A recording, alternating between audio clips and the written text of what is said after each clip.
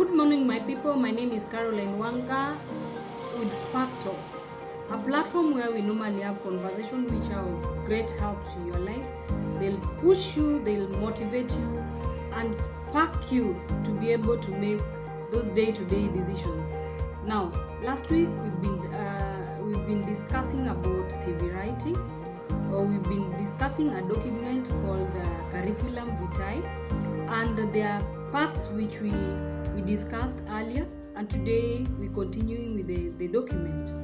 And I want you, if you've not followed us, please follow us on YouTube, Spark Talks with Caroline Wanga. Follow us on Facebook, like our page for more videos on your career tips.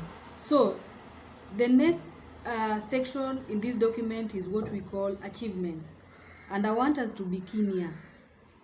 When you're putting your achievements in this document, don't overburden the recruiters with so many achievements. You cannot start listing 10 achievements there. No. What you need to do, you need to be specific. Pick 2 or 3. And what recruiters or employers would want to see here is what extra value were you able to add into that role in that particular organization? Were you able to go over and above what you're employed to do? What you need to do here, just make sure that you show that in figures and percentage. And I want to give you a simple example. Let's assume you've been employed as a filing clerk. You could say this: when I was employed with company X as a filing clerk, I came up with a new system which helped that organization save on 30% of the cost. Wow, how is that? Something like that. So achievements are very key. Minimize them, show figures and percentage. You'll be good to go. The second part of this document is trainings. And when we talk of trainings, are there specific trainings you've undertaken? Could be on customer care, could be on sales and marketing, it could be on soft skills. What you need to do here, just indicate the title of the training, the period of the training, and the provider. What were you trained on? How long did it take? Who trained you? Training could be at a workshop, seminar, or maybe you went overseas. If you went overseas, indicate. I went to maybe South Africa for 6 months and we were being trained on ABCD. Indicate that.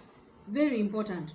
The next section of this document is what we call hobbies, and I want us to be keen. Quite a number of people have asked me, Caroline, really hobbies? Do I really need to indicate hobbies? I don't think I even have 1 or 2. Please, hobbies are very, very important. Why?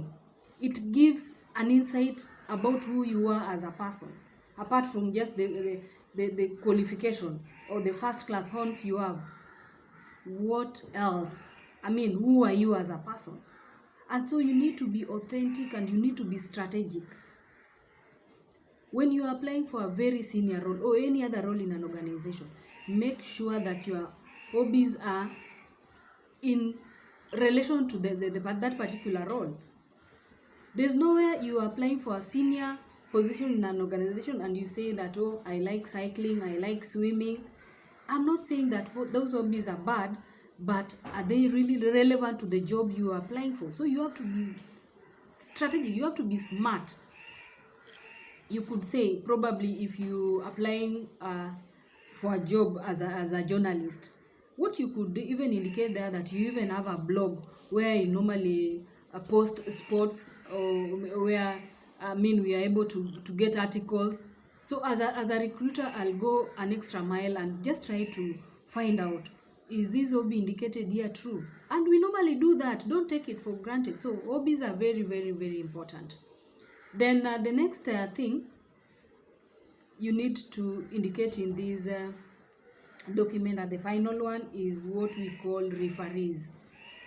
And again, I've been asked, how many referees are supposed to be there? Maximum 3. Don't put 4, 5. And don't put 1, 2. 3 at most. And who are your referees? At the entry level, these are people, probably it could be your lecturer, it could be the people you interacted with during your internship or volunteering, or just community leaders. Then what do you need to show here?